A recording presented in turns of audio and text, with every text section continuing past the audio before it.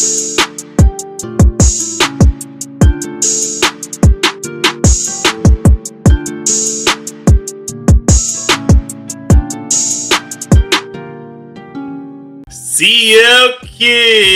my boy. How you feeling, my dog?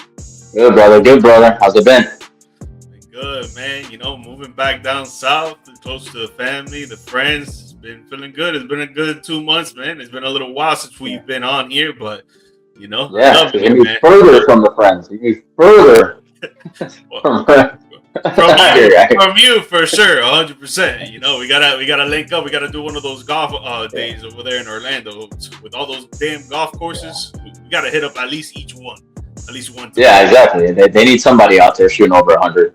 You feel me? I don't know if I'm gonna shoot under 100, over 100, but for sure it's gonna be around a 110, 115, 120 range. You know, not that. Yikes. Let's start recording now. Gotta get back in the training mode, dude. Yeah.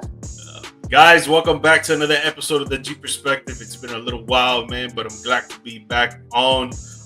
If you guys can follow my social media accounts on IG, TikTok, YouTube at GMike Media _. The audio version of this podcast is available on all podcast platforms and on YouTube as well. If you're watching it right now, the recorded episode.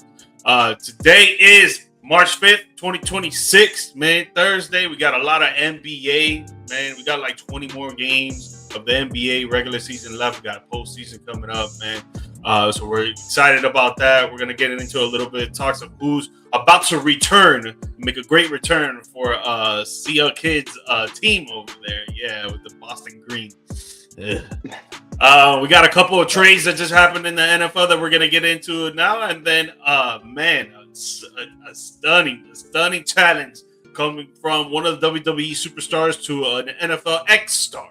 Man. But first, I want to talk about these trades, man, because this one trade that happened today, which was the Buffalo Bills trading for Logan Paul. right.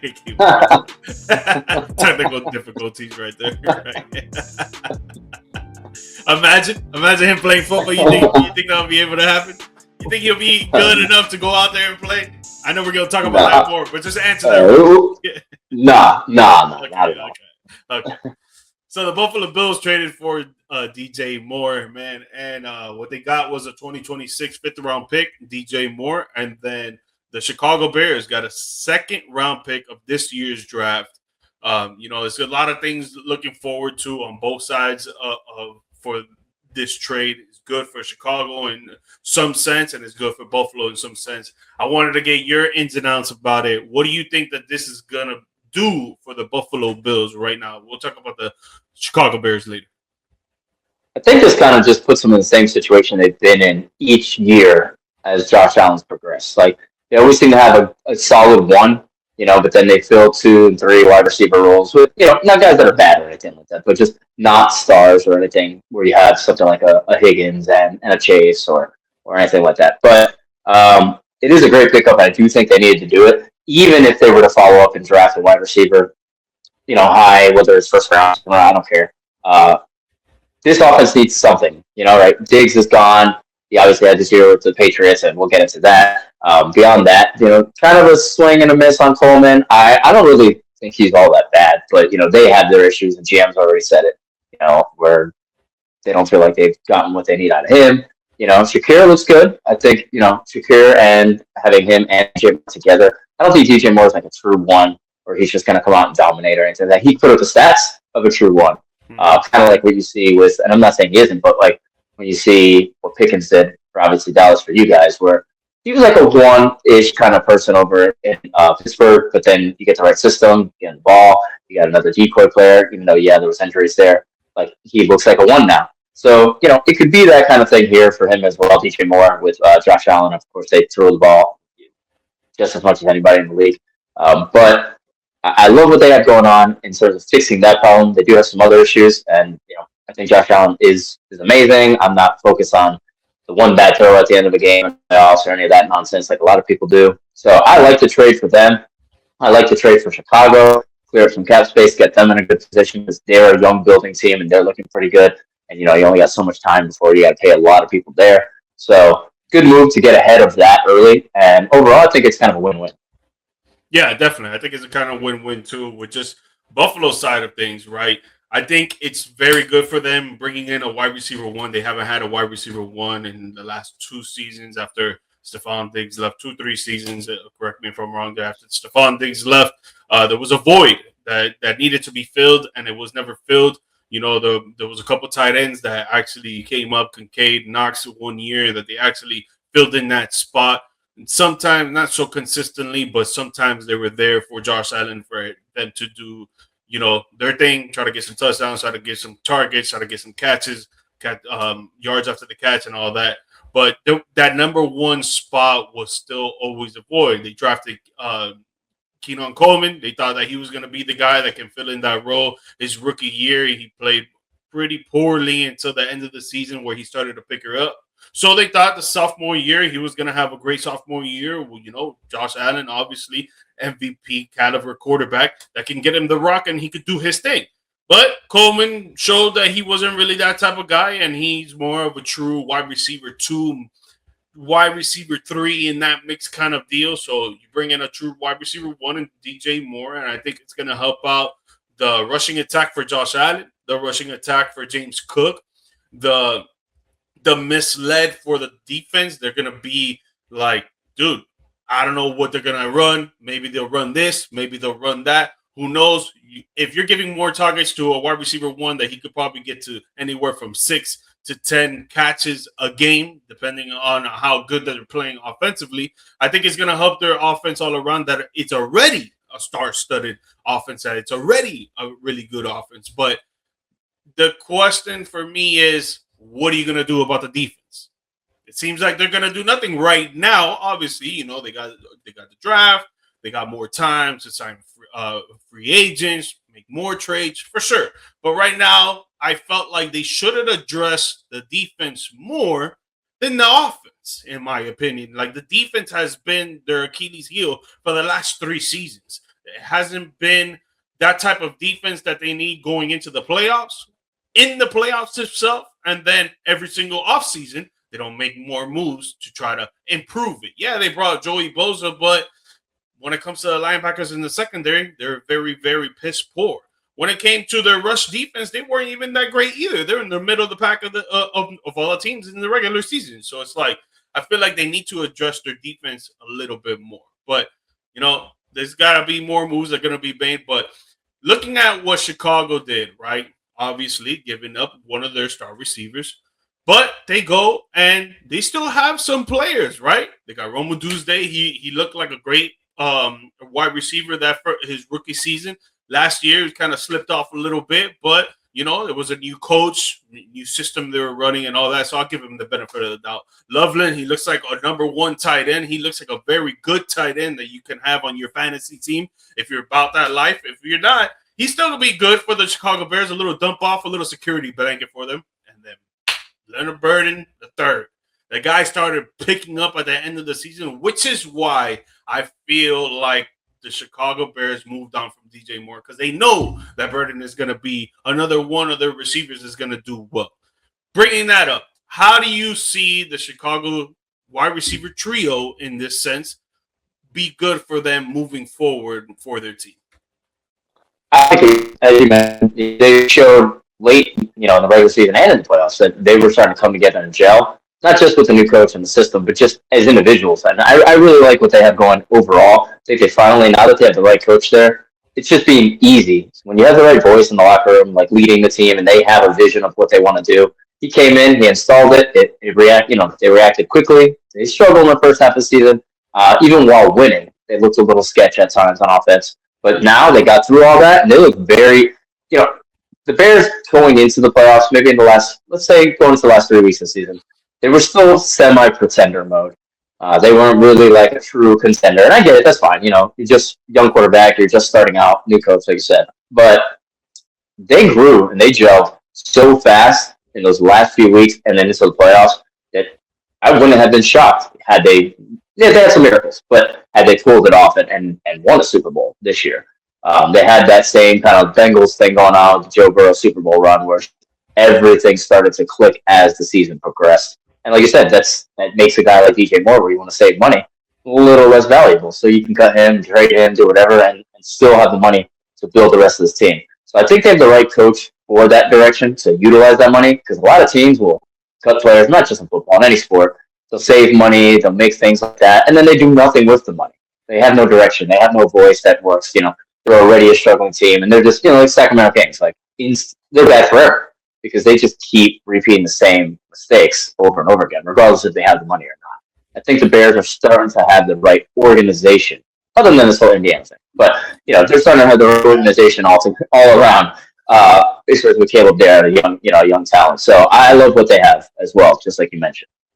So I was thinking actually too. I think giving away DJ Moore, obviously, like I said, Burden is going to be the number 2 guy that they probably used, or number 3 guy they probably used, which is why they shipped out DJ Moore. But I still feel like they will still draft a receiver.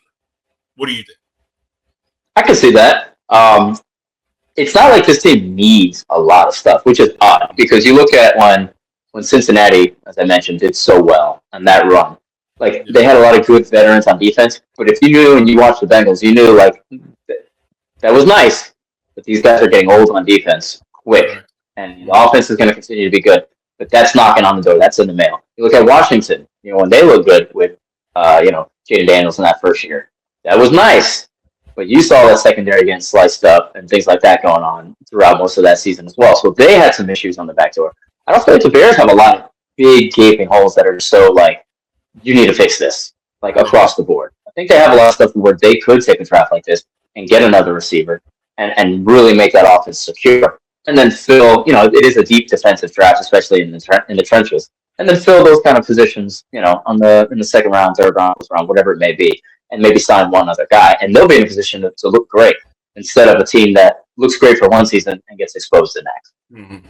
Yeah, I think having Ben Johnson at the realm of that, I think that there's not going to be no going away. I think it's just going to be improvement after improvement after improvement. Now, are we talking about dramaticalized improvement? Maybe not, but I think maybe 1% better every day. Yeah, I would put my money on it that they will be getting better and better and better. And when you have a quarterback like with that caliber, that he could run out of the pocket and he could be pinpoint accuracy with his throws, and he makes some great decisions sometimes. Obviously, he's still learning. He still needs to learn a little bit more, but the dude is young. He's very talented. He's fast, great decision maker.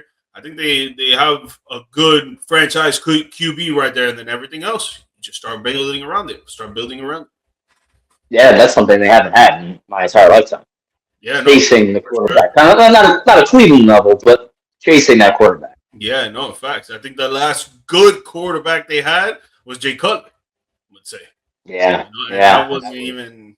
The next trade I wanted to talk about, man, was the Kansas City Chiefs sending Trent McDuffie to the Los Angeles Rams, and Kansas City got a 2020 first-round pick, a 2026 fifth-round pick, a 2026 sixth-round pick, and a 2027 third-round pick. And in the beginning, my bad, I said 2020. It's 2026 first-round pick. So they got 4 picks in return for Trent McDuffie. And, I have a lot that I want to say on this because I feel like one side won more than the other. But I want to hear what you got to say first, because I don't want to give the benefit of the doubt, and next thing you know, you say a little something and it makes more sense in my head than it does right now. I think this is one of those situations where you look at a whole other sport, the Magic Grizzlies trade with Desmond Bain, right? It's like, this is a team that they felt like, hey, we bring in a guy who can 3D and ball handle a little bit. He kind of shoots the ball, 3-point good percentage. He fills all the problems that we have and in one person, that we're willing to give up a bunch of picks because we think we're going to do so well that it doesn't matter whether we have first-round picks or not. They're irrelevant for us because we're doing so well that our picks are in high. I think the Chiefs are in an unfortunate position. McDuffie's such a good player for them on a team that fluctuates between having a great offense, then they have a great defense. So they have a great offense, then they have a great defense, like year by year. I think McDuffie is a guy that should have kept and should have rolled with, but they understand that they're in a rebuild.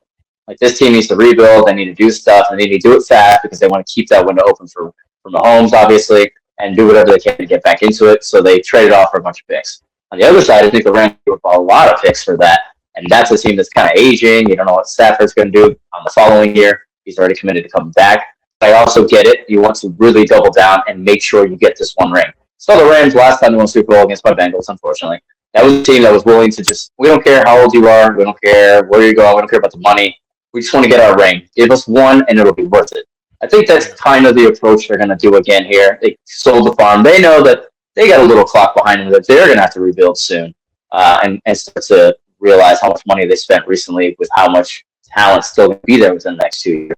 So let's get a guy who's proven that can help us win now. We give up a lot. I think they gave up maybe a little too much, but at the same time, this is a team that can win now. And if they were to win now, the next 2 years wouldn't be such a huge deal. And a guy like this could put them on that level. I don't think this was like a glaring weakness of theirs. You know, like I like what Kobe was doing there for them. You know, he led the team in interceptions.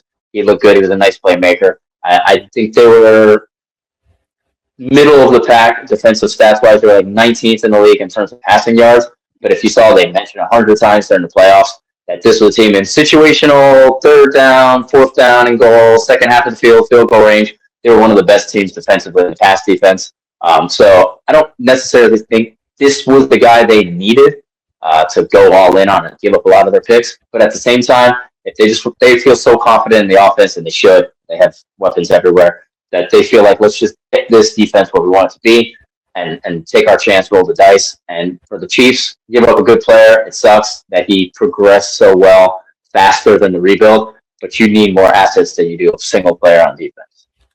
Yeah, definitely. You see, we're on the same page then, because when it comes to Kansas City, I think it was great giving away a star secondary player like that for sure. But the assets that you got in return, it's like you can get a good secondary player in the first round, and even in the second, third, fourth, whatever. But you got 4 picks in return for this guy, and yeah, he's, I would say, a playmaker on defense, and he's a guy that can be a difference maker for sure.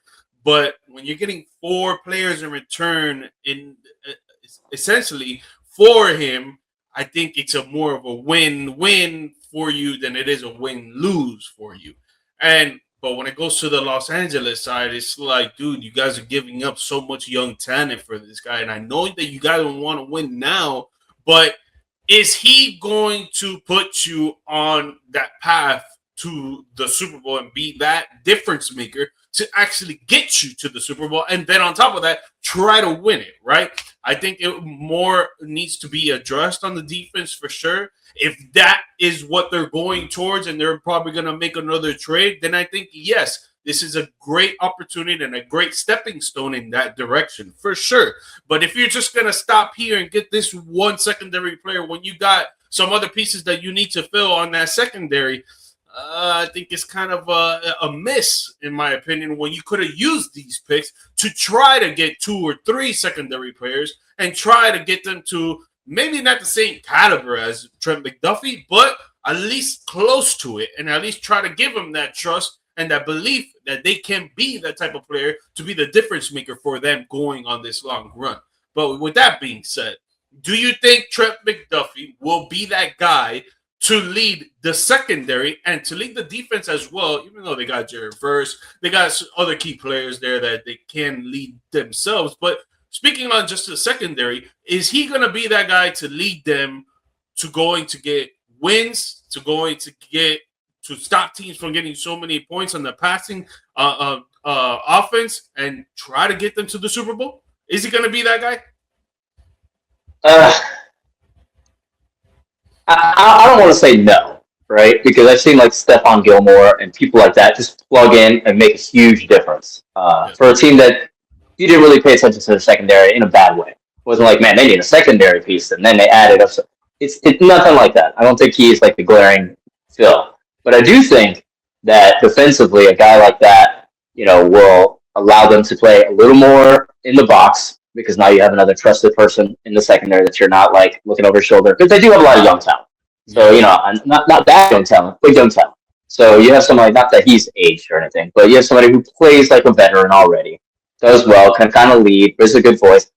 I'm not going to say they're going to recreate the Seahawks, Legion of Boom here and have Sherman and great defense and safety and all that. But when you're a team that already feels confident that you can win that you can put up 30 points, you can put up every single game, 25 points or more. Kind of like the Bengals thing. You don't need a lot of points to be held back on the other side.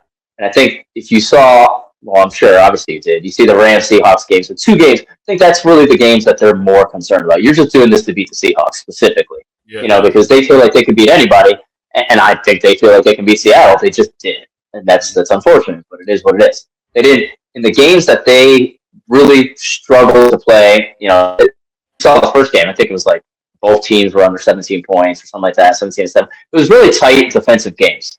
And in those types of games, they just want to have that little more of an edge where, hey, if we score 17 because we can't put up 28, we can't put up 40, can we still win?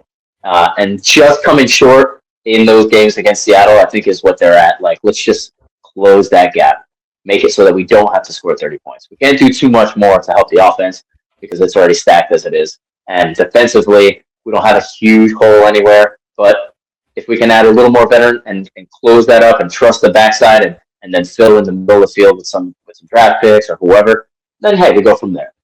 Yeah. I think to answer the question, I think no. I don't think he's gonna be that defensive maker to lead them to the Super Bowl. I think that they need another piece back there. Maybe on the other side of the field when it comes to the corner, or not another trusted safety. I think they need someone else is going to help him, because I don't think he's going to be able to obviously not do it on your own. He's not going to be doing it on his own. But what you just mentioned, the veteran leadership of just him leading a whole secondary, I feel like you need someone else back there that's going to help him out to try to, because the Seahawks right now, that the way that they played on the passing game, the running game was fantastic as well. You saw it in the Super Bowl against the New England Patriots, and they were just clicking on all cylinders when it came to that offense. So, yeah, the LA Rams are going to be on that level, and they're not going to go anywhere as long as Matthew Stafford's there for sure. But I just don't see this particular trade making all the difference. Now, down the line, they make another trade and they get another secondary piece. I would say I'm all in, and I would choose the LA Rams to go to the Super Bowl for sure. But just getting him, giving away 4 picks just for him, I think it's a lot. I think it should have been maybe 2 picks, maybe a higher, like instead of a 5th-round pick or a 6th-round pick, maybe 1st and a 3rd. Yeah, it's a lot, but it's only 2. I don't know. I just think it was too many picks for just one player for sure. I hear that. I think they like what they see in Kobe Durant. He led their team interceptions last year, and he was a good playmaker for them. If you have him doing that, it's kind of like what you saw in Bland, when he came in, when you guys had a lot of injuries in Dallas, and then you figure, oh, okay, when everybody's back and Bland's playing like that, we're going to have a good team. Obviously that didn't. Trey Diggs and that didn't work out in that way. But that was kind of the belief. I think they're trying to, in a division that has good secondaries historically lately, I think that's what they're kind of trying to replicate. They say, we take a tiny step up, whereas Seattle's kind of taking perceivably a tiny step back with Kenneth Walker leaving. And then, who knows with Charbonnet, with the injury, who knows, right? And coming off the win, it's hard to repeat. We then proceed to take a step back. We'll take any step forward that we can to make our defense great because we trust the offense that much. But like you said, I don't think I would have given that many picks either. But this is a team that's willing to go all in. That's their history lately. Yeah, I mean, they should go all in, really. They were right there. They were about to make it. And, honestly, the way that they were looking, it looked like they were going to win it all. Jeez. Yeah, so I know I mentioned I got not better or anything like that. This is straight picks, no lines or anything. I had picked every single playoff game right from the start of the playoffs on. But all season before that, before I came down to that, we talked about it. I thought the Rams were going to go to the Super Bowl. Yeah. It wasn't until how I saw them look against Seattle that Seattle just looked so good. They looked like the Miami Hurricanes defense where they were just clicking. So I just couldn't pick against them. But they're there. They're definitely there. And I hate them. You beat my team at the Super Bowl. I hate you forever. This last NFL talk I want to talk about. This one just pretty simple, cutthroat here. New England Patriots releasing Stefon Diggs helped them get to the Super Bowl, where they did not play well at all. But he helped them get there. I would say he on paper he was the wide receiver one there, but if you really were watching a lot of New England Patriots game, I would say Booty was the number one receiver there, or even sometimes Hunter Henry, in my opinion. But Stephon Diggs getting released. Where do you think this comes from? Why is it that Patriots are releasing him? Well, I mean, he's got all his allegations going on. You know, he's, he's choking or whatever. Who knows what's going to happen with that. Diggs also, I've never been a big Diggs person, not because of his talent, but he is kind of a troublemaker in the locker room. He had issues with Josh Allen or complaints about Josh Allen. I'm not saying personally, but he always had to run his mouth about how Josh Allen getting the ball and stuff like that. I'm like, dude, you're playing with Josh Allen. There's only maybe zero, but maybe only one or two other quarterbacks in the league that people would agree on that you should have ahead of Josh Allen. And that's not even the natural. Like, to have Josh Allen is probably better because he's going to keep slinging the ball to you, and getting you open or do whatever he has to do. But he always had something to say. They're showing sign, even when he was on New England, I think week 2 or something like that. Somebody else, he was open. They threw somebody else. The guy ended up breaks the tackle, runs for 70-yard touchdown. He was complaining that he didn't get the ball during the play. Like, I know he rubs people the wrong way. And then there's the off-field stuff. So I can understand why a team like New England, who has always kind of been culture over everything, is just ready to move on. If that's a problem, I'm not saying it is. He kind of exited with good light, said family forever, all that kind of stuff. So maybe not. Maybe it's nothing to do with that. Maybe it is, the unsureness of all the charges he's dealing with right now. But I don't think this is a huge deal. I do think they need to replace that, though. I don't think they can just roll into the season with what they have because, like you said, in the playoffs, in the Super Bowl, yes, they look terrible. But in the playoffs, that offense just looked progressively worse. I don't think they came into it, young guy, rookie quarterback, and I love Drake May. I still think he's the guy. But he looked like a duck out there in a lot of those games. And if Denver had who they had, Knicks and all that, they would have been out in that run. But shoulda, coulda, woulda, right? So I see it. I get it. I'm already hearing that he could sign with the Giants or something like that. But the Giants are like, no offense to Miami Heat of football, where they're involved in every single trade and every signing. So we'll see what happens, especially with the off-field stuff. Yeah, I'm gonna say that part of the reason he's getting let go is definitely because of the allegations. I'm gonna say it. You're not gonna say it, but I'm gonna say it for sure. That's one of the reasons for sure. Second thing, I truly agree with you that in the locker room he is a diva, 100%. He's been a diva since he's been in Buffalo, since the Minnesota Vikings, Buffalo. Then the other few teams that he went on, I forgot the other team that he went on before the Patriots, or it was just the Patriots. I don't remember his whole route. Yeah.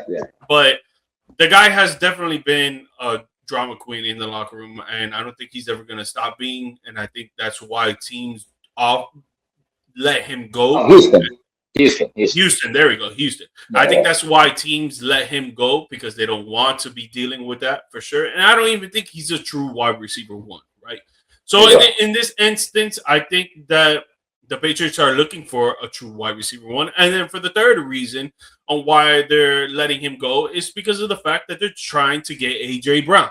A lot of rumors have been linked to the fact that Vrabel wants his true wide receiver one from Tennessee Titans back on his realm in the New England Patriots. And honestly, I would love to see it as well because one, it's F the birds, and two, that would be great for Drake May right there. A true wide receiver one that he could throw the ball to at least like 8 to 10 targets a game. And that's another thing that A.J. Brown wants. He's definitely been complaining about that with the Philadelphia Eagles, that he doesn't get the ball as much. I don't think he's much of a diva as Stefon Diggs. But I think that when he wants to be heard, he will say what he needs to say and get it off his chest for sure. Because there was a while there that he didn't say anything about how the fact that Jalen Hurts is not looking for him. And then it got to a point he's like, yo, y'all need to throw the ball to me.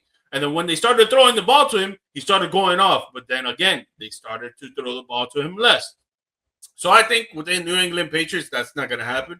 I think he will fit very well there. Obviously, Vrabel was one of his old head coaches, and I think he's going to be able to get 8 to 10 targets a game. But this is all rumor. We don't know what's going to happen with AJ Brown. But I truly believe that the reason why Stefon Diggs got released from the New England Patriots, the number one reason is because they're trying to go for AJ Brown.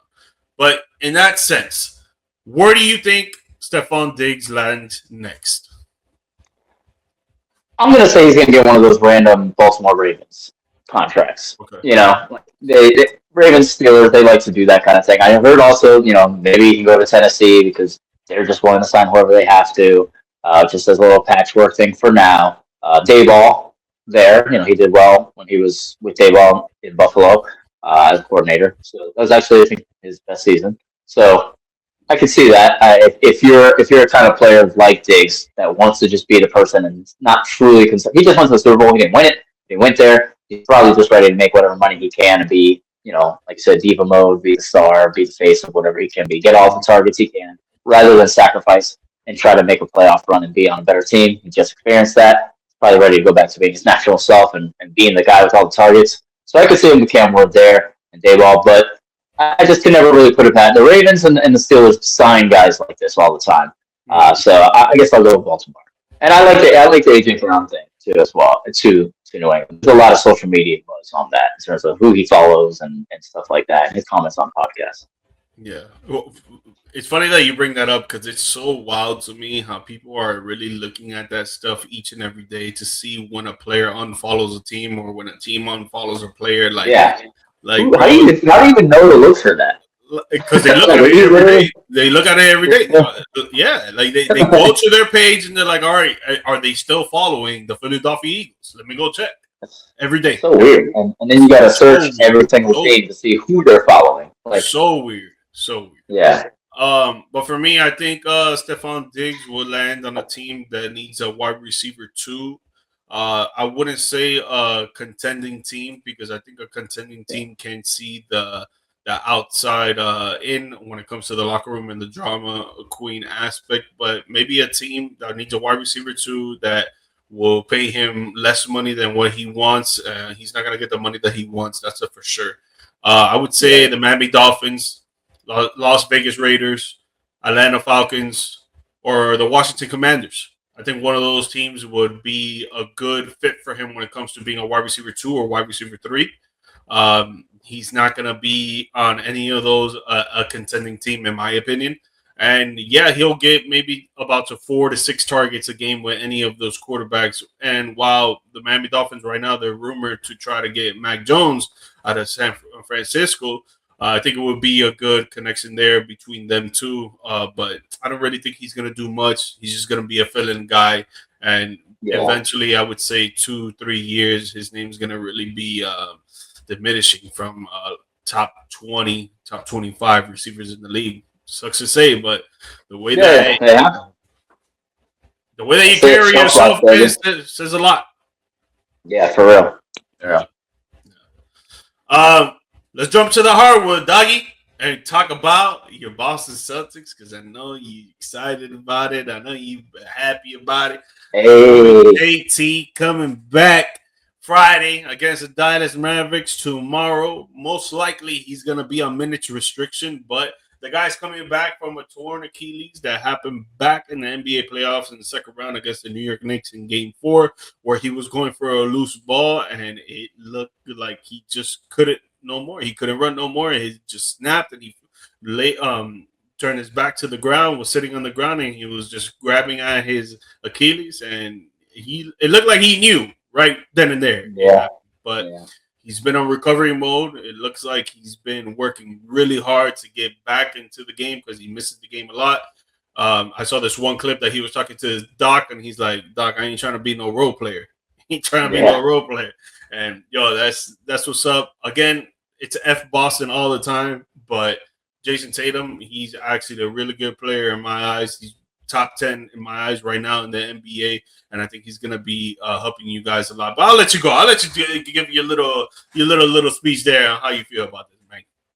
All right, so I do think if as long as the minutes restriction is held true and they follow that through at least the rest of the regular season, I'm good with him coming back. I don't want it to do this thing where He comes back, he plays 18 minutes or whatever, and then he scores 15 points in 18 minutes, and then they just start lifting it because he looks fine. We got to stay the course, but honestly, like I'm not too worried about it because of the people we have in charge. I think Brad Stevens is a very smart guy. I don't think he would just allow him to come back and play hurt or play. Not even about whether he's a full version of himself or not, but just the risk that comes along with him playing, regardless of how he looks. I think they'll do a good job of managing that. And obviously, Missoula having a great coaching year as well. I mentioned before, even in the beginning of the season, I'm not shocked that Boston's doing good. I thought the Simon situation was going to do better than it did. But at that point, I still thought that they were going to be a 4 or 5 seed kind of team. Obviously, we're doing a little better than that as well. But that also lends itself to a lot of injuries in the East and East having some weaknesses. So that's not just a straight out we're so great kind of thing. I do think Detroit is still the team to beat out there in the East. But either way, having him back, if we leak him back in and do it right for the entire season, regardless of the result, I'm fine with it. I know 10 months and people go crazy over how fast it is and stuff like that, but technology and science has just gotten so much better that this is the reality of it. The timeline of, oh man, that this should be a 2 year thing or this should be a, whatever, year and a half thing. That's what it should be. That's just based on data technology, dated aging, data stuff. And we have the repetition now that this is just what it is. It would be like comparing a year and a half and saying that's an average time. So what it would have been 50 years before that would have been like never, So it's just technology is advanced. So I'm doing him coming back. I am a little weird because he's kind of he's a sidestep guy. He's a tippy toe, spin move kind of guy, and a lot of that, you're on the front part of your toes a lot. If you're a baller, you're kind of aware of it. Like you're on the front of your toes, you're on your tippy toes a lot in how you run and how you move. So it has a good chance to kind of put a lot of pressure on your Achilles. So I'm a little worried about it, but at the end of the day, what's the real difference here? Are we talking about him waiting till next season? I get that, but the Achilles, it heals, it heals. It is what it is. It's not like it's progressively latching on harder and harder beyond a certain date for the rest of your life. So if they cleared him and got the best doctors in the world saying you're good to go, and you have a good management tree, going to watch over him. And I don't think he's going to be somebody who's going to play dumb with it either. I think he'll be honest about it and how he is, and they'll pull him because we don't need him to be out there. I'm not saying we're going to win a championship without him, and that we would with him, even with that. But I think we'll manage it correctly. If we had a, if we were a Sacramento, if we were a team like that, I'd go just wait till next year. Not just because we're not competitive, but because I don't trust those guys in charge to handle a move like this. So just let him do whatever he wants. Then I'd have an issue with it. But I think we'll leak him in, little by little. He'll help out. Maybe shoot a lot of threes, a lot of shots, not too much attacking the basket early, and he'll be okay. That's what I'm hoping for, at least, obviously. Yeah, I think he's gonna fit well, man. I think he's gonna come back and just fit well with the team. I don't think that they would push his return availability, and like I think they wouldn't rush it. I think they know what they have. They know he's a star caliber player, all star caliber player. Later on in the future, I would say he's going to be a Hall of Famer for sure. Great 3-level scorer, great defender. I mean, they really need him to come back if they want to win a championship. But right now, they look good. They look good on their own. They could maybe get to the second round. Getting past that is going to be tough. You got Cleveland, Detroit, New York. They're doing their things. So it's going to be tough to get past them without JT. But with JT, I would say, bro, the sky's the limit, man. I think you guys can get to the NBA Finals once again with him at the realm. And I don't think there's going to be so much minutes restriction down the road. I would say maybe for the next 2 weeks, he'll probably play 10 to 15 minutes. After that, it'll be 15 to 20 minutes. And then once the playoff starts, I think they're going to have him up and going 30 plus for sure. I don't think they're going to put so much restriction on his minutes as that long as the season progresses towards the postseason. But I think he's going to fit well, man. I think he's going to be good for you guys. And I think for himself, I think he's ready to get back out there. If he wasn't, he'll continue to keep training. He'll continue to work hard to heal that Achilles. I don't think him knowing that he's such a young player with already a championship belt under him and so many playoff series wins, so many playoff game wins, he knows the risk it can be with rushing back too fast and trying to keep going. But just for the ultimate question that I wanted to ask you when it comes to the East. With him being healthy, with no minutes restrictions, is it a possibility that they can beat a true possibility in your mind that they can beat Detroit, Cleveland, or New York to get to the NBA Finals? I think Detroit's the only question mark, and because they're a physical team, and we throughout this season we're not three dependent in the way we used to be, but we are still perimeter, pretty dependent. Now, granted, there's not a lot of time with Vooch there on the roster to really look at them and say, oh, well, no, it's changed everything. Like, they're still simulating him very well. But I think outside of Jaylen Brown, Pritchard, this team has kind of been, they're not, pure shooters. I mean, Hauser is a pure shooter and stuff like that. But a guy like that is less likely to do damage on you when you have less other ball handlers on the court. But now when you have a Queta out there, he's not really a ball handler. Walsh, kind of more of a defensive guy. I know he could score in the G League, but not so much here. You still have Brown. Yeah, Brown's killing it. I love Brown. That's not what I was going to get at. Derek White. But these are guys that are, you don't just give them the ball, move out of the way. Pritchard maybe a little bit. He's undersized, but that's kind of his game.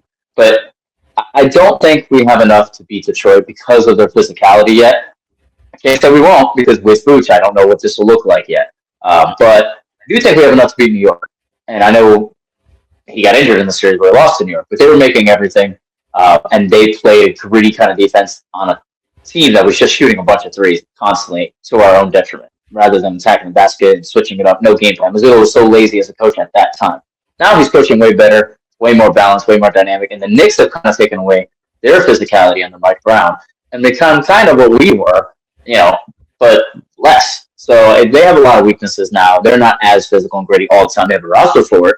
I don't know if they'll turn on the switch, but I don't think they're the same team that I'm super fearful of. Doesn't mean they can't beat us. They're still talented, but they don't look the same in the way that I fear them. I fear Detroit right now. Cleveland, I don't know. They're it's going to be the same thing. Would I rather have Tatum and Brown, assuming Tatum's healthy, or Mitchell and Harden? I'd take Tatum and Brown, even though that's a good pairing as well. But they've kind of hit a little up and down throughout the season. They're not the dominant team you thought they would be coming into this year based off last year. So it's really just Detroit that scares me. But I do think all those teams, even Orlando in a half-court playoff set at this point, can be a damaging team because of the defense on the perimeter. But I'm going to say with Tatum, we can beat anybody but Detroit. But next year, with Tatum under the belt and a lot of reps and stuff like that, maybe even then. I don't think Detroit has enough offensively, other than Cade and Duran, to make such a long run to get to the NBA Finals. I think that they can get past the first round, depending on what team they play, because even against us, the Miami Heat, I think that some of those games we will have more consistent scores than Detroit will. But the thing with the Miami Heat is that we're very inconsistent. And Detroit right now, they're showing that they're very consistent. So that would be the only issue there with us playing them and trying to move on to the next round. I think Detroit will win that maybe in the game 6, game 7, right? But against you guys, I think you got JT, you got JB, you got Payne Pritchard sometimes. Yeah, he's not consistent, but he'll have 2-3 games that he'll go off, and maybe 1 or 2 of those games will be the games that dignifies them winning the actual game. And, all you need is 4 wins. If he could get you 2 good games, him scoring 15 plus, I don't know. I don't see anybody else in the Detroit Pistons other than Caden Duran that can give them 15 plus consistently. Wow, you guys got JT, JB, Payne Pritchard. You got Sam Hauser that he could knock down 3 threes easily in the first quarter if he wanted to. Vucevic is going to fall into his own. He's going to be a good guy to get you 10 and 10, maybe some nights even 15. And then Keena, how do you pronounce his name? Keena? Queta. He's been doing well as well. A good dude. Right now he's playing starting for sure, but I think in the playoffs he'll come off the bench maybe as the 7th man. I think he's a good guy that give you another 10 and 10. So I don't see Detroit making that run throughout the whole Eastern playoffs and getting to the NBA Finals. And another thing, too, is the inexperience. I think Cleveland has more of a chance than Detroit does because if you put Harden, Mitchell, Mobley, and Jared Allen the way that he's been playing with Harden, they can each give you 15, or some of them can each give you 20 or more. And the way that they play defensively, yeah, it's not as good as the Detroit Pistons as a whole. But I think Mobley and Jared Allen, if you match them up against Darren and Stewart and the other guys that they have, I think they win that defensive matchup when it comes to the front court for sure. But maybe in the backcourt it'll be a little bit different. Obviously, Kate Cunningham can get to the basket. He can shoot the three. He's great at foul baiting as well. He's very physical. He's strong. It's going to be tough for James Harden to cover that 100%, or even Donovan Mitchell for sure. But in a 7-game series, when you need a lot of scoring in today's NBA, I don't know, man. I don't really see the Detroit Pistons getting to that level. My camera just went.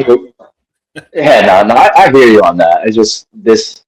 You look at the teams that Boston struggled with over different rosters, but over the past 5-6 years, your stupid Miami Heat, perimeter defensive team, just like Detroit is, and the Knicks last year, and even the previous years won't beat them, a perimeter annoying pesky defensive team. And I just think that's like we are playing a different game, so I hear that, and we are more balanced than we have probably been in a long time in how we play the game, but. I don't know. I think Detroit, that learning curve and how they lost to the Knicks and everything they said and then applied, it's hard to ignore. So I still have them ahead of us. Still proven otherwise, I guess, for now. But, I guess we'll say I like the optimism, though. I mean, while I'm here trying to fix this damn camera, another thing on that, would you, if JT was healthy all season, and I know you said for next season, but let's say right now, sticking with this year's team and everybody's team, Cleveland, New York, Detroit. With everybody being healthy, even JT, would you think that Detroit is still a scary team to play? Yes, because it's hard for me to assume that Boston will do good in terms of how they play defensively. Because I see, Jaylen Brown is great, right? He's doing good. Co-MVP, second MVP, whatever you want to put him in. But we do a lot of that taking turns thing with the Celtics, Brown and Tatum, right? And it's like, that's fine, and that's not a big deal. I like the offense. I like both these guys. I don't want anybody gone. But at the same time, I feel like Detroit always knows what they want to do. And I don't know if we, with this unit, will always know what we want to do, now that we're not just on a bunch of threes every time. I like that. I just don't know if that's been proven to work when you have two scorers instead of just one main guy. So I'll take what Detroit's proven, and they don't need to score a crazy amount of points to win games, especially in a half-court set, over the flashy potential of Boston. But at the same time, I do like we have even Hugo Gonzalez and those kind of guys. They're all scrappy, not super skilled, but good enough to be the offensive version of the defensive version of what Detroit has. So I think they match up very well. It can easily be a 7-game series. But I would say still, at the moment, I'll go Detroit, Boston. It's hard to... I'll go Cleveland, New York, but I think New York should be above Cleveland if they step up like they did in the playoffs last year, because they were sketching the regular season last year and looked great in the playoffs, even though they had the rotation issue. So for now, I'll give them the pass, and I will go Detroit, Boston, New York, and then Cleveland.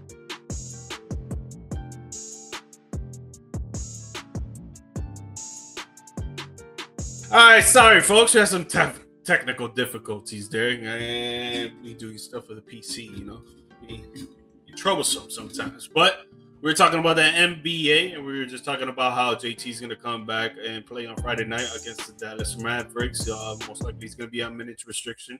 CL is excited for that, and we'll see how his season goes going into the playoffs, because the Celtics look like they might secure third, fourth seed, and it's looking good for them. But right now, we want to jump into the NBA award eligibility and how some players look like they might be able to get an award this season. And CL, we're going to do this one a little bit different because you brought this one up. So I want to know what you wanted to talk about with this one here. Some guys are going to be already, they miss so many games, they're not going to be eligible for nothing. And some guys, if they miss a couple more games, they're not going to be eligible for nothing. Want to know what your thoughts were on this whole situation. Okay. Well, before I get into that, let me ask you first off. What do you think about the number of it being 17 games is what you're allowed to miss? What do you think about that line? Um, I think that there should be a number of games that you miss that you can be eligible for award for sure. Because I don't think it's cool if you miss like in this instant, John Morant 40 games missed, and it looks like he's about to miss the rest of the season, is what I saw today. So that would be 60 games missed. Let's say we'll round it out, right? I don't think you come back and you play 20 games, or those 20 games should go towards the fact of you were playing so nasty that no matter what, we should give you an award, right? So I'll set that there because there's some people that actually do believe that no matter how many games you missed, you should be up for an award. I don't think that should be possible. Now, 17, we're talking about 82 games. 17 would be what, 22%, 20% of the season. I think maybe should be 25 games. Maybe 25 games would be the right amount of games that you can miss, and 25 being the mark. That means if you miss 25, you cannot be eligible for an award. So essentially 24, right? I think that would be a good mark there. I think 17, yeah, you might not think, oh, there's not so much of a difference from 24 to 17, but you know, those several 7 games can make a difference when it comes to the amount of wins that your team is going to get at the end of the regular season. The fact if your team might make it into the play-in or even out of the play-in and out of the whole playoffs overall. Those 7 games can count towards something, and obviously playoff seeding. You want some home court advantage going into the whole playoffs, and some teams are not going to be able to get that just because those 7 games can make a difference to them. Obviously, in this aspect, we're talking about award eligibility. I still think that it should be up to 24 and maybe not 17. I think 17 is a little bit steep. But what about you? So I felt that way until I did a little bit of research on it. So only one, and we're not talking about lockout seasons and COVID season, shortened seasons. Full 82 calendar, only one past MVP in the history of the league would have been ineligible based on, I mean, I know there's other awards, but just focus on the big one here. Only Yeah. one MVP in the history of the game based on today's rules would have been ineligible, and that was Bill Walton back in, who knows, back in 1800s. Okay. So he, to say that, it's not as if, today's standard of that many games would have eliminated so many MVPs. Because I know a lot of people are complaining already, like, oh, look, what's on this list? Jokic can only miss one more game. Wemby could easily be the MVP, can only miss 3 more games. If SGA, let's just say, it's not that many games left, but if SGA misses 5 more games, he just came off a huge thing. But let's say a little setback, he misses 5 more. Wemby misses 3, I guess 4 because he can't miss 3, whatever. And Jokic missed 2 games, and those guys are just out for whatever reason. Now, are you going to get that? You're going to start hearing, oh, well, it's either Cade or Jaylen Brown, but will it be by default? Is it like, not an asterisk, but it's like those are by default MVPs, or by default MVPs constantly, or defensive player, and all that kind of nonsense. If it had been that the rule and that number would have eliminated like 50 MVPs or award winners going back in time, then I could understand that. But players are missing time now more than they've ever missed time. And obviously there's an advancement of technology, and so that's to the point where, a guy back then had a strained ACL that he shouldn't be playing on, but technology didn't say that. He was just hurting. So he played anyway. Nowadays everyone's an asset. Everyone's looking at how much money you're making, especially as the contracts are bigger and bigger. And they're going, wait a second. You get that ACL sprain, or you got that joint thing, you got that hip flexor issue, you got that groin issue. Groin issue would have never been a thing back in the day. But, it is, and I get it. I've had it. It sucks. So I get the impact on the court. I'm not knocking players for missing time. But the point being is there's so much attention to time missed and like injuries based on how much money these players are getting paid that it's like we need to protect our asset. We need to keep them off. It's not only load. There's a lot of BS load management, which I hate.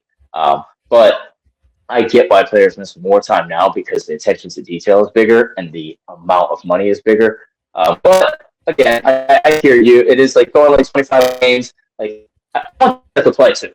I don't give them too much leverage room not to play. And I don't know if the awards are big enough incentive to make them want to not miss that cutoff mark. But it does make a huge impact. And there's been a lot of people complaining in multiple sports when somebody, for example, in baseball is batting, they're the batting leader and they're batting 325, and someone else is right behind them at 324. And on the last day, the guy batting 324 plays and goes, 1 for 4, and the guy batting with the lead, she takes the day off to protect the lead instead of taking a chance at blowing it. And so like people complain about that and think that's kind of whack. So this kind of in the same sense, you got a situation where are people just, going to miss this many games because they have it in their pocket to miss this many games? Are they just going to sit out because they can do it? And when they do miss the time and then they play great and they clearly like, for example, let's stay with Wemby, he can clearly be the MVP this year. If he misses 4 games, are you going to start hearing complaints that the real MVP isn't Cade? It should have been Wemby. He just got it because he missed the time. I don't know. I'm okay with the line. I wasn't when I first looked at it because I was like, man, look how many people are going to be ineligible. These are like key names when I think about who should be MVP and who should be in these awards. But at the same time, like all these other MVPs in the past played the games and then they won the award based on the games. So I started off a little like, man, to think that Jokic, Wemby, and SGA would be eliminated. Um, that's a huge chunk of people right there. And that's maybe they might not even be eliminated, but that's a huge piece of the MVP race. But at the same time, I've softened on that, knowing that these players are just missing more than they probably should. But at the same time, it's I don't like to be a 90s, 80s basketball guy. I get we're not in the same era anymore. I've moved on. But I would like to see them play, and I do want the incentive for them to play to be bigger than the incentive for them not to play. So I'm okay with the line of 17, as random it is. 60 games need to be played, rather than it being, maybe more 28, 25 games, and they just kind of, oh, okay, well, I can, if we're borderline, I can miss another game because I'm still eligible. So I'd rather it always be more play than not. So I'll side with that and change my initial thought on it. Yeah, no, the way that you brought it about, that actually makes sense. And I'm gonna change my initial thought too. Yeah, keep it at 17 and don't make it more, because that makes a whole lot of sense. I don't want to see players just sitting out load management style and not doing anything. Like, there's families and kids and a whole bunch of people that waste their own hard working money that want to go see these players play, and then you're gonna tell me that one player is gonna miss and be like, just want a day off. I mean, I get it. Some of us we actually work and we actually just want a day off and just chill at the crib, whatever. But we're not very, how would you say, affordable lifestyle to actually do that. And we have to go to work and we have to do the things that we got to do to put food on the table, provide for our families, and all that. So the same sense can go towards them. It's like, if they're given that 24 game leeway of missing and get this eligibility, because they do get incentives for these eligibilities. You get bonus money for these awards. So you're giving them more games to set out. So they're gonna be like, oh, you know what? I'm gonna just sit back and relax today, and I'm not gonna really chill. I'm gonna not really do anything. So the way that you brought it about definitely makes sense, and I'll change my stance too. I think 17 would be a good number. But just speaking on the awards itself. So right now, talking about the big one, who would you take for the MVP? Oh man, I'll give it a Cade, and not because of like there's obviously no voter fatigue on a guy like Wemby, but just looking forward, and he's gonna have his opportunities that should have no say in this year. But realistically, I think Cade is a guy like when I watch the games. Celtics, I love Jaylen Brown, my favorite player. But when I watch the games lately, Jaylen Brown has been a key cog of how we play and how we operate and stuff like that. But over the course of the year, it's kind of been like, oh, Jaylen Brown, go get us a bucket. All right, let's see what we do on this play. Oh, we need a bucket. Go to Jaylen Brown. We're kind of trapped. Go to Jaylen Brown. Whereas I feel like Cade comes up court and it's like, okay, we're running the ball offense through him, kind of like SGA. He's not just taking lots of shots. He is kind of the centerpiece of how they run the whole game plan. Yep. So I feel like he has a little more weight on his shoulders than a Jaylen Brown, even though Jaylen Brown's acting in a sense of covering, replacing Jayson Tatum and having to do more, and there's a rebuild and shock factor for themselves, like still being good. I'll give the edge to Cade. If somebody wants to go Wemby, I get it. But for now, I like the Spurs balance, and I really believe in the team, not just because of him, but just how they play as a team. They have that Pistons defensive thing going on as well. They're a very good balanced team. Maybe not so much offensively, but I love De'Aaron Fox. I just think they have a little more help across the board, even though they're not perceived as a team to than Detroit does. I like Jalen Duran, but I just think roster wise, the Spurs are a little more balanced and than the Celtics and the maybe not so much Boston anymore with Vooch, but the Celtics and the Pistons. So in all of that, I would go with Cade. He'd get my vote today. Yeah, you took all the statements right out of my mouth for real. But the one thing that I wanna say is I like to plug in and plug out certain players on certain teams when it comes to the NBA MVP, right?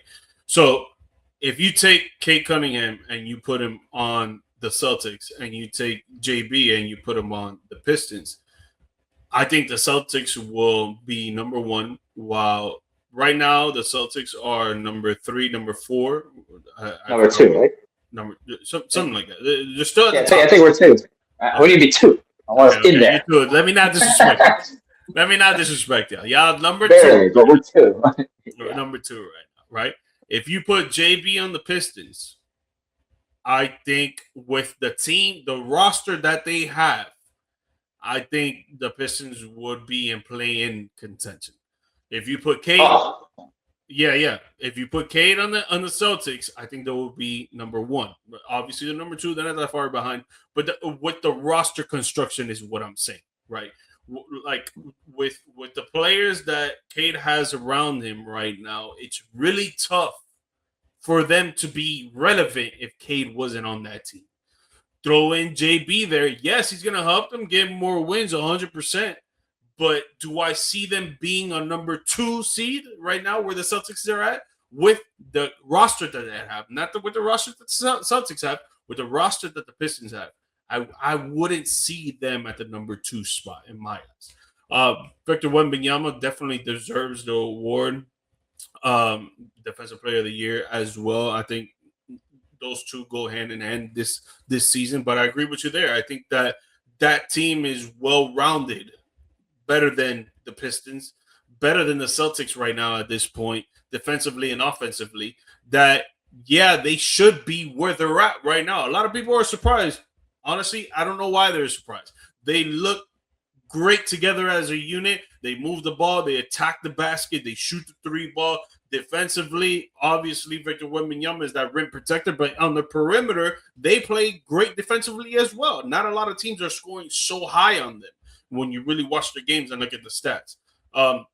Nikola Jokic here, obviously, he's always in contention for the MVP. I think this season a little bit more less with the games that he's missed. Obviously, he could miss one more for his eligibility to be still standing. He could just miss one more. But the way that the Denver Nuggets have been playing, yeah, they're still a good team. They're in the middle of the pack when it comes to the Western Conference playoffs right now. But I don't think that they're so great compared to the Spurs, compared to the Timberwolves right now in this long stretch for the last 15 games. I just don't see that the Denver Nuggets are at that level yet. Maybe in the next 20 games and going into the postseason, maybe there will be. Jokic, for sure, he deserves the MVP, but that comes with voter fatigue as well. And I just don't think that the way that they've been playing together as unit and the amount of wins that they have, I don't think that he deserves it more than Victor Wembanyama, than Kate Cunningham, and then JB at this point. Yeah, I agree with that. Jokic is going to be in every conversation every single year, and it should be. And I know they're not necessarily a regular season kind of roster where they're going to be a top 2 team and impress you with a ton of wins and stuff. That's not their thing. They just want to get in healthy, trying to float around the 4 to 5 seed if they can. They're not too home court dependent. But yeah, I think with that setback in that little bit of dynamic, and you have other people amongst, the same kind of stature, stats, and elevating their team, the elevating your team part in the regular season body work has to be more important, especially if he's on the fringe of missing that many games. Mm-hmm. Yeah. All right, man. Well, the NBA postseason is coming around the corner. We're going to be talking about this more. I know you're excited to see what your team can give you in the postseason. Hopefully, my Miami Heat can make the postseason because it just looks like we're about to be in play. Don't you have to play the Bulls in the play-in? Isn't that your thing every year? The Bulls or the Hawks, or maybe this year even the Hornets. I know we didn't get into the Hornets, but the Hornets has been fantastic for the last month and a half, man. No lie, they've been great. Maybe next time we'll talk about more of the Hornets. Except for yesterday, they killed us. So I'm glad we didn't get into that. Fantastic. But yeah, postseason is around the corner, man. We're very excited about that. But this last topic we want to talk about, that it was very hilarious to me. Logan Paul, man, coming out and trying NFL stars. And the reason why is because Tom Brady went on his podcast and they were having a conversation, whatever. And Logan Paul initially, I should have got the video to play it on here, but whatever, it is what it is. Initially, Logan Paul said that he is more athletic than a lot of NFL stars. And Tom Brady was just like, dude, relax. You know, we know you do WWE. That's cute and all, but you're not more athletic than these NFL stars, right? So he comes out and he writes a tweet. And he didn't write the tweet, but they mentioned that he offered $1 million to any NFL player who could beat him in a fight, right? Le'Veon Bell came back and said, "I'm a football player that would be I would beat the dog shit out of him." Now, I'm gonna continue to read the tweets, but we're gonna jump back to this, right? Just let me continue to read the tweets here. Logan Paul tweets: A, you're not in the NFL. B, you can actually fight, so I have to properly train, meaning I have to step away from the WWE, which I won't do, especially not for you. C, there's no money here because you're not a draw. Prove me otherwise, gold mine for retirees like you. Prove me otherwise, gold mine for retirees like you, but GG. Of course, you want the opportunity. I'm a gold mine for retirees like you, but GG, right? Then Le'Veon responds back, if you don't want the smoke, then just say that, right? Okay. First of all, before we get into these tweets, right? Look, can we acknowledge, what do you think on his comments toward Tom Brady saying that he's more athletic than NFL stars? Do you believe that is true or not? Him specifically. We're not talking about any other WWE stars.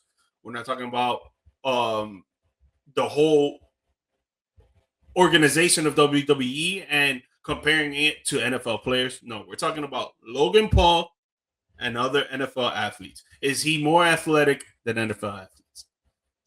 So I don't know if you watch WWE. I do.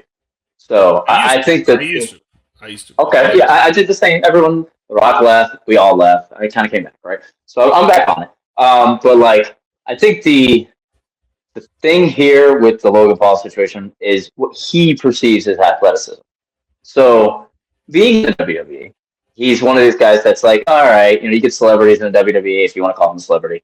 And, everyone eye rolls anytime they put on somebody. Like Bad Bunny was in there for a little bit, and these are all like little mini part-time showcases, right? Whatever. He's taken that and stood full-time with it. If you pay attention to what a typical person comes in, a celebrity at any point, they like to throw their celebrities in. Mayweather did, whatever. They don't step in and like wow you with a bunch of moves. They do the simple WWE moves like DDT, a little body slam. Not going to get into the move names, but they do the most basic stuff.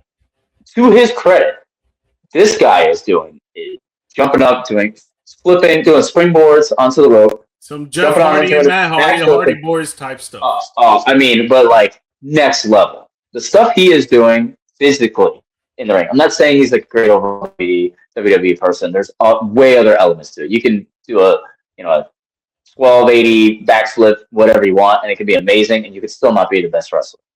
So that's what I'm getting at. But I think what he perceives is that he can do athletically a lot of things that he doesn't think any of those guys could step in the ring and do.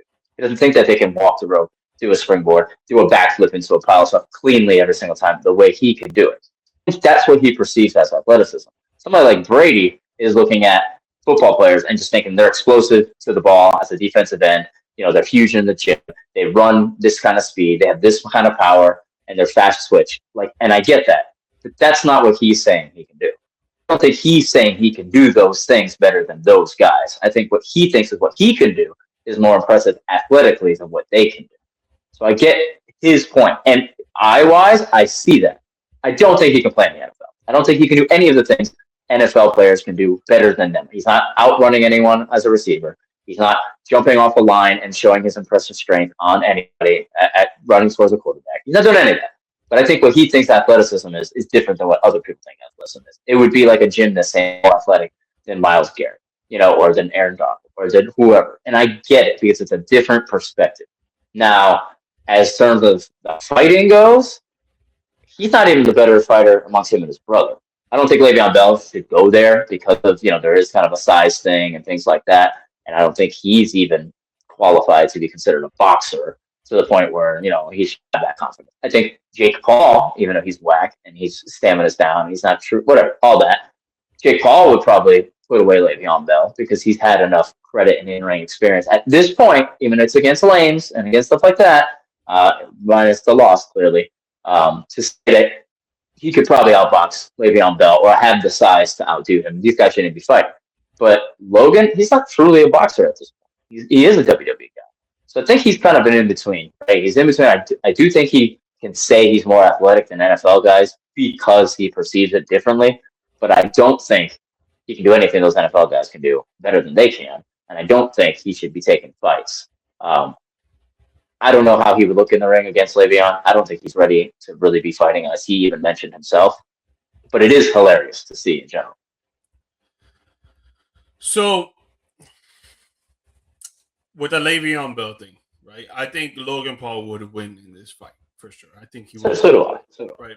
But well, let me go back to what you were saying about him being his own athletic way compared to the NFL's, right? Of him not being able to do the stuff that NFL players do, and the NFL players not being able to do the stuff that he does, right? You're talking about, I haven't watched WWE in a minute. I haven't seen what this guy does. And if I have seen it, it's been clips. So I've seen off the top rope, backflip onto the table. I think I've seen something like that. I think I've seen a front flip, him landing on somebody for sure, whatever. But if you look at corners, receivers that have been training their butts off since they were kids until they get into the league, and even before that at college, going into the combine, you even saw it on combine clips. There was dudes doing backflips, jumping about 40 to 50 inches into the air, doing backflips, hand gliding, going like this, super slow, landing on their feet like it was nothing, like if it was a walk in the park. I do believe that certain NFL athletes, especially at the corner, safety, and receiver positions, can do the stuff that he can do in the ring. 100%. And it just comes with the training, right? And this is where I wanted to jump into with this tweet right here. He says, you can actually fight, so I would have to properly train, meaning I would have to step away from the WWE, which I don't want to do, especially not from you. What I was reading on that one is, you can actually fight, so I would have to properly train, right? So if you're telling me that a receiver, a corner, or a safety can properly train to do the stunts that you do, they're not going to be able to do it? That's a lie. I think that's a lie. I think they're very athletic and they can do stuff like that. You see dudes at the combine having 40, 45, 50 inches vertical. You think that they can't go off the top rope and do that, Logan Paul? Yes, they can, dude. They definitely can do that. Not saying that you do it to the degree that you do it, because you've been training all this time since you've been in the WWE. What has that been, like a few years now? Yeah.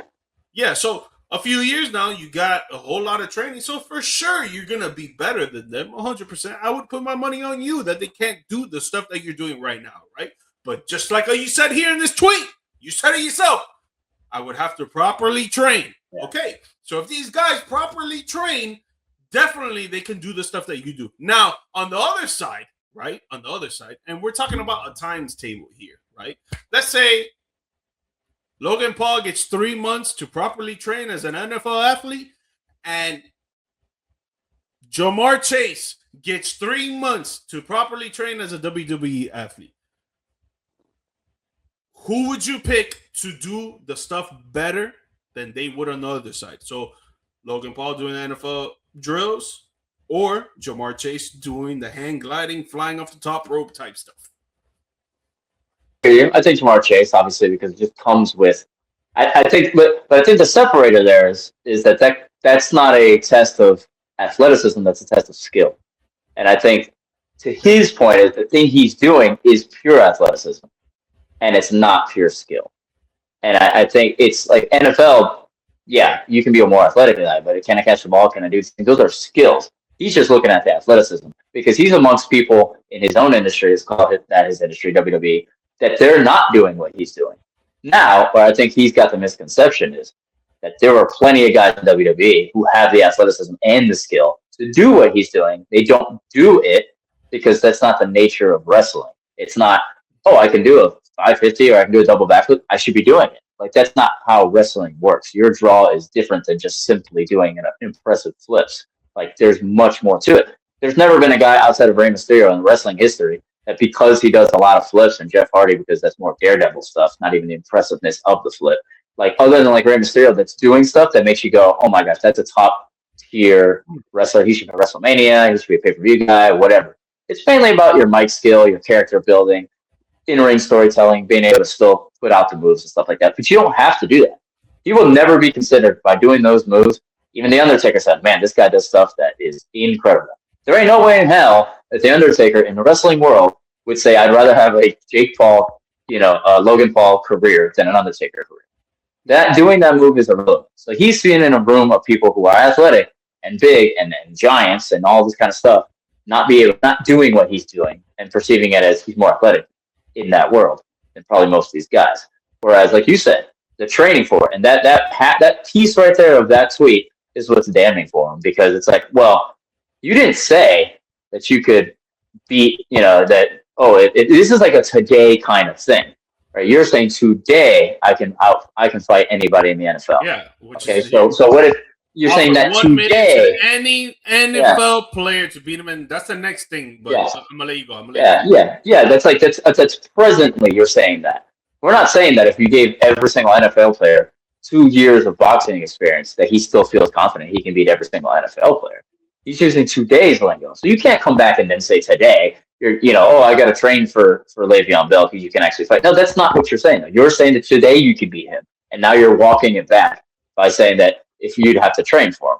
So to your point, yeah, you're definitely right. Like, you can't have it both ways. Yeah. You either can fight Le'Veon Bell today. Okay, yeah, he's not an NFL player now, whatever. I get what he's saying. Like, that's like a cop-out. But we all perceive Le'Veon Bell to be more of an NFL guy than a boxer. Like, for him to say, oh, well, you can actually fight, I need to train. Like, you can't come out with this bold claim and then walk it back and say exactly. It's one or the other. One or the other, buddy. And that goes towards, this is off topic, but that goes towards what his brother has been doing the last 5-6 years on just picking certain fighters to fight, because they know if they fight certain boxers, they're going to get their ass beat. It is what it is. But and it happens. It's double jaw surgery. last thing here. Logan Paul just offered $1 million to any NFL player who can beat him in a fight.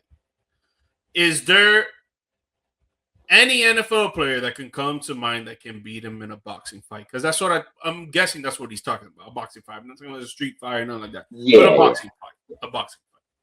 Yeah, because this is a street fight that I'm not taking him over half the league. Exactly. Some of these guys are so angry, you can punch them in the face with your best shot, and their rage alone is going to put through. They're so angry, they're doing allegations out here, like Stefon Diggs. Yeah, exactly. It's off the field, just for fun. This is for $1 million. For $1 million. Yeah, exactly. That could be. Yeah, so I don't. If it's street fight, no. If it's boxing, I'll say at the moment, yes, because there is an art to boxing. And I think there's also the emotion of playing football when you can channel, like, let's say you are a defensive end or one of these guys that's just like scary and giant, right? Like, you channel all your emotion, whether it's rage, whether it's whatever you're using to psych yourself up in every single play, and in your ability that you've proven to do. Like, you've trained to run at the quarterback, you've trained to be aggressive, you've trained to do that. That kind of aggression, you would think, kind of scary when you get to the boxing ring. This guy's angry and he's all that. But you hit a guy like that with a good jab and he starts to get riled up and angry. You actually work against him in the ring. He gets sloppy. He can kind of lower his hands. He can start coming at you in a way he shouldn't. start taking a couple punches. Next thing you know, one good hit and you're out. You take some shots to the head. It can happen to anybody. It's not just about toughness. It can happen to Brock Lesnar. It can happen to anyone. So I don't think that anyone in the NFL would just beat him in a boxing match because he's trained to box specifically as a sport. So he can just win off jabs and stuff like that. It would take a knockout from somebody to land. And if he's, if he got boxing ability, you're going to avoid a knockout. As Floyd made a whole career out of it. He's not obviously the greatest defensive boxer ever, but, avoiding punches is not that difficult for a trained boxer. But counterpunching, taking jabs, playing the ring right, cutting it off, being calm when you do take a hit, those kind of things are the skills that are going to win you boxing matches, not just your pure size. So I'll take him, even though he's a less proven boxer than his brother, even though his brother's not a proven boxer, because like you said, he picks people like, oh, there's a fighter that used to fight, but he has broken ankle, let's fight him. Here's a UFC guy that's never fought before. You see, that's it right there. Look at all these guys who are in angry fighting kind of things, not even in football, in actual fighting things, and they couldn't even beat somebody like Logan Paul who has just only boxing training at an amateur level. Mm-hmm. So I don't think anybody in the NFL would beat him. Yeah. With no training. Yeah, no, for sure. And you said the most of the I was gonna say for sure. If he has all the training going up against a guy that doesn't have the training, for sure he's winning that. But give me $1,000 on Derrick Henry. Forget all that. Hey. Forget all that. Give me $1,000 on Derrick Henry right now. I want to see Aaron Donald. Oh man. He's not a current NFL player. Oh, he's not an NFL player. My bad. He knows how to fight. You can't. No. Give me Max Crosby. Max Crosby was shown. No, he's showing boxing. Yeah. Max Crosby was showing boxing the other day in the ring. You see that? Strickland. Yeah. So that's the one. I want to see that. I want to see some Max Crosby. Oh man, hey, what a good one, man. Appreciate you coming on. But let these people know where they can follow you, listen to your stuff, man, and go give the follow for my guy. Hey, at Real CL Kid on all platforms, TikTok, Instagram, Facebook, blah blah. Doesn't every single one, YouTube. Sports talk, just as GMike does. Do music as well, rapper, producer, always kind of pushing that as well. So yeah, mainly IG. It sits at Real CL Kid, it says it right there in the box. Follow. I'll likely follow back as long as I saw that you did it. If I didn't catch it, my bad. But I try to be good about that. And check out the Spotify, man. He be having a lot of stuff on. Hey, yeah. I try to put out a song every 3 weeks or so.